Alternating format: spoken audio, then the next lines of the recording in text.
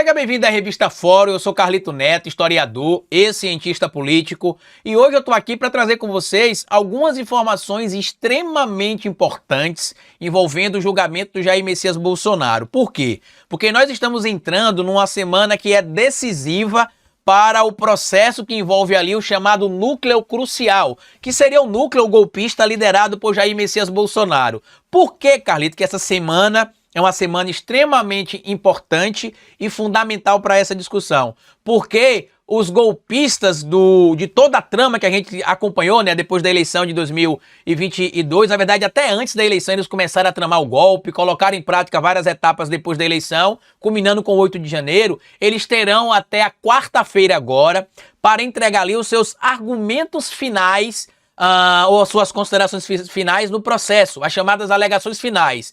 Jair Bolsonaro e outros 6 réus terão até a quarta-feira agora, dia 13 de agosto, para entregar ao Supremo Tribunal Federal as últimas considerações. Após isso ser entregue ali, né, após ser concluída essa etapa pelas defesas dos réus, o ministro Alexandre de Moraes pode, inclusive, pautar o julgamento do Bolsonaro pela primeira turma do Supremo Tribunal Federal. E aí, meus amigos, é possível e provável que o julgamento já aconteça agora no final de agosto ou no início de setembro. E aqui é importante a gente fazer uma observação, até porque eu acho que eu, o Kaká e talvez o Dr. Lênio Streck, né, a gente tenha falado aqui várias vezes, não estou me comparando a eles, evidentemente, tá? Mas eu estou falando só no que a gente vem dizendo aqui toda vez que somos questionados. Eu, pela audiência da Revista Fórum, por vocês que me acompanham, o Dr. Lênio, o Dr. Kaká também, ao ser questionado quando é que aconteceria o julgamento do Bolsonaro, eu já vinha dizendo, o Dr. Lênio também fala, o Dr. Kaká também fala, que o julgamento deveria acontecer entre o julgamento e a condenação, né? Entre agosto e outubro de 2025. E é o que vai acontecer. Eu lembro que ainda no ano passado, quando as denúncias começaram a ser apuradas ali e apresentadas, muita gente falava, mas Carlito, o julgamento ainda para o final de 2025 é muito tempo, não é não? E eu falava, depende de algumas coisas, né? Ela pode acontecer até o final do primeiro semestre? Pode, mas é pouco provável. Eu acredito que o julgamento deverá acontecer entre agosto e outubro, julgamento e condenação, em outubro de 2025, e talvez com as alegações, com os recursos, acabe somente se encerrando entre dezembro e janeiro, no máximo, de 2026. Hoje eu acredito que é pouco provável que passe desse prazo de outubro, a condenação, já com o transitado e julgado, tá? Por que eu digo que é pouco provável? Existe hoje uma especulação de que o ministro Luiz Fux pediria a vista do seu voto e só daria o voto depois da condenação do Bolsonaro ou não. Bolsonaro e dos demais réus, né? Seria Bolsonaro mais 7 réus da trama golpista. E aí o que é que estaria acontecendo? Segundo, inclusive, informações dos bastidores da política e do judiciário de Brasília, os ministros do STF já teriam pensado no seguinte: aqueles juízes que já estão com o seu voto pronto, caso o ministro Fux peça ali vista do seu voto, eles pediriam para antecipar o voto, já que o voto estaria pronto, e o ministro Fux teria 3 meses para poder se manifestar sobre o seu voto. E aí, se ele pedir vista, sei lá, em setembro, ele teria 3 meses para deixar o seu voto publicado. Se ele pedir vista em outubro, a mesma coisa. E tem até se criado ali uma confusão, dizendo que o voto do ministro Fux só seria dado se ele pedir vistas em março de 2026 e que isso poderia ajudar o Bolsonaro, porque tem um outro caso que o Bolsonaro está com o recurso da condenação que levou a sua inelegibilidade pelo TSE, que ele poderia levar para o STF, que isso juntaria uma coisa com outra, e não tem nada a ver, tá? Primeiro, a alegação, inclusive, de algumas dessas pessoas é que o voto do ministro Fux só aconteceria entre fevereiro e março de 2025 por causa do recesso do judiciário. E aí a gente precisa lembrar que no caso do Bolsonaro, do julgamento do Bolsonaro, e desses réus golpistas aí, já que tem indivíduo que está preso, como é o caso do Braga Neto, a gente tem visto que os ministros têm ali, não têm tirado o recesso. E mesmo que eles tirem o recesso é de 20 de dezembro a 6 de janeiro. 16 dias, não são 3 meses, tá? Dito isto, a gente precisa lembrar, inclusive, que a situação do Bolsonaro não só está complicada já, como se complica ainda mais a cada nova informação. Por quê? A gente vai lembrar que no dia 24 de julho viralizou nas redes sociais o trecho ali do depoimento prestado pelo general Mário Fernandes, onde ele confessa que o plano, né, da Operação Punhal Verde e Amarelo é um plano que ele pensou e materializou, escreveu o plano. Ele diz o seguinte: este arquivo digital nada mais retrata do que um pensamento meu que foi digitalizado, um compilar de dados, um estudo de situação meu, uma análise de riscos que eu fiz e por costume próprio resolvi digitalizar. Não foi apresentado a ninguém e nem compartilhado com ninguém. Lembrando que não existe crime de pensamento. Então, quando ele diz que ele pensou em cometer o crime, ele não cometeu o crime por pensar em cometer um crime, mas quando ele materializa, imprime a trama golpista, a Operação Punhal Verde e Amarelo, que visava matar o presidente Lula, o vice-presidente da República, Geraldo Alckmin, e àquela altura o presidente do STF, do TSE, o ministro Alexandre de Moraes, perdão, isso complica a já complicada situação do Bolsonaro, ainda mais por quê? Porque, segundo ele acabou imprimindo para poder fazer uma leitura melhor, porque ele alegou que só digitalizou, e a Polícia Federal falou: não, você não só digitalizou, você imprimiu 3 cópias. E ele disse que não lembra de ter impresso 3 cópias, ele disse que lembra de uma, talvez por uma falha ali na impressora, tenha saído mais de uma cópia, mas ele só lembra de ele ter imprimido uma cópia, né? É o que ele disse que lembra. E aí a Polícia Federal fala: não, peraí, como é que você só imprimiu uma cópia e não levou para ninguém, se na memória da impressora mostra que você imprimiu 3 cópias e mostra inclusive que você saiu do Palácio da Alvorada, do Palácio do Planalto, e foi para o Palácio da Alvorada poucos minutos depois de fazer a impressão, inclusive,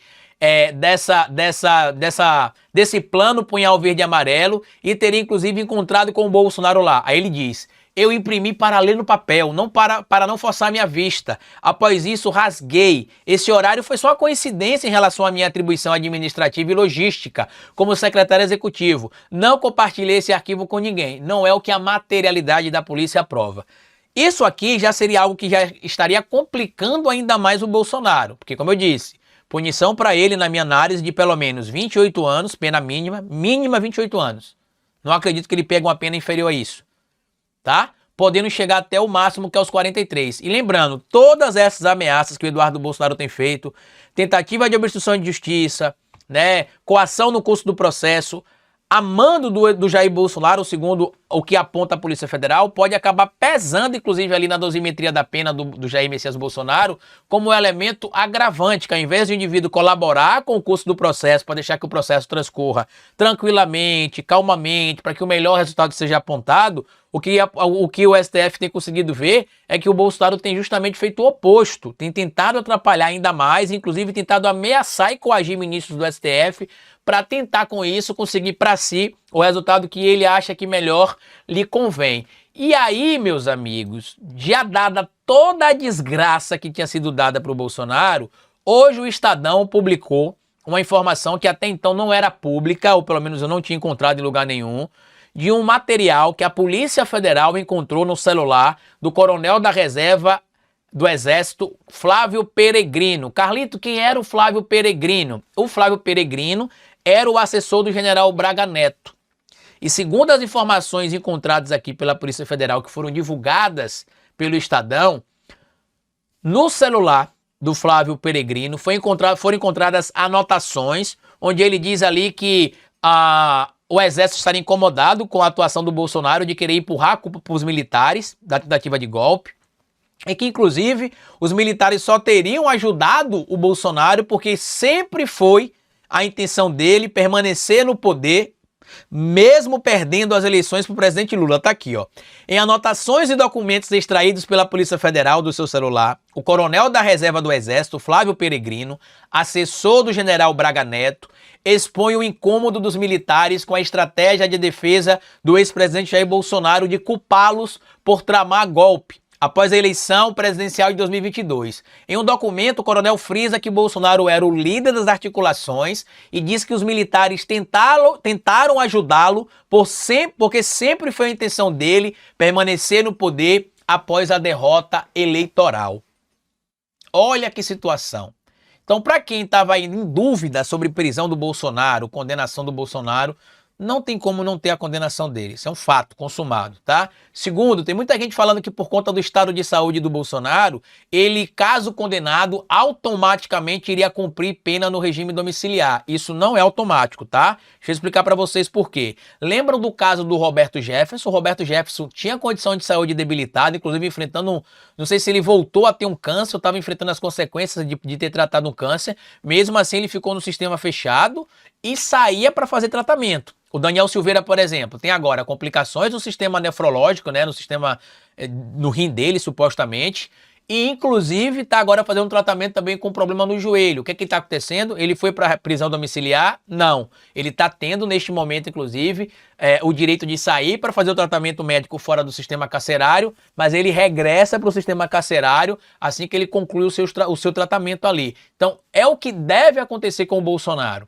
Caso ele seja condenado, caso não, quando ele for condenado, que ele vai ser condenado, né, ele vai alegar, evidentemente, condição de debilitante de saúde. A Carla Zambelli alegou antes da condenação, inclusive. O Bolsonaro já tem, inclusive, costurado isso. Alguns apoiadores têm até questionado, né, por que ele quer cumprir prisão domiciliar, sendo que Lula cumpriu prisão no sistema fechado, né, mesmo não estando em uma penitenciária, mas cumpriu lá na sede da Superintendência da Polícia Federal de Curitiba.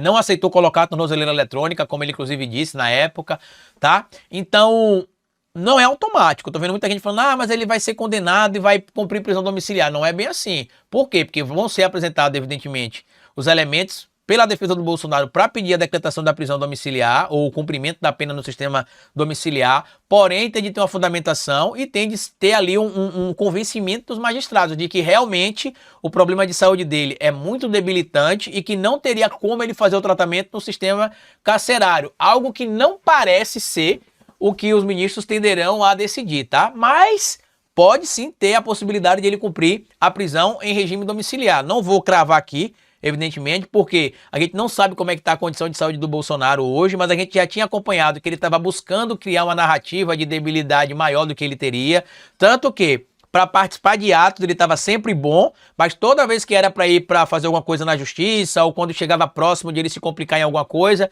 ele ia para o hospital, né? Sei lá se ele tinha realmente problema de saúde ou não, mas sempre dava entrevistas dando a entender que a situação era muito mais grave do que em tese seria. Então, para mim é o seguinte, se a pessoa tem condição de participar de motociata, tem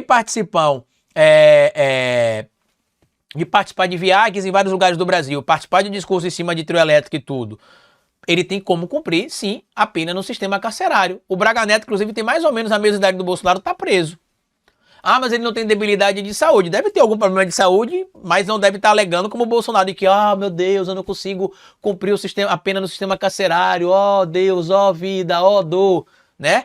O que eu poderia dizer para ele, caso ele compartilhe essa ideia de que ele precisa cumprir a pena no regime domiciliar, é pedir para ele parar de mimimi, deixar de chorar, levantar e resolver isso como homem. É isso que eu tenho de falar para ele. Não era assim que ele falava durante a pandemia? Então pronto, tá certo? Compartilhe esse vídeo se você puder, se inscreva no canal e deixa like. Me siga aqui também nas plataformas das redes sociais, aqui no YouTube, no Instagram, no Facebook, no TikTok. Colabore com o nosso canal aqui da Revista Fórum, dando ali um like importante nesse vídeo, se inscrevendo no canal se você não for inscrito, se tornando apoiador do canal aqui e pedindo sempre para acompanhar as nossas análises. Lembrando que eu tenho análises aqui todos os dias de segunda a sexta, às 16 horas, no Carlito Neto na Fórum. Deixe o seu comentário aqui, que além de eu ler sempre os comentários de vocês, se vocês quiserem sugerir alguma pauta também de vídeo aqui, a gente traz para vocês, tá bom? Dito isso, grande abraço e tchau!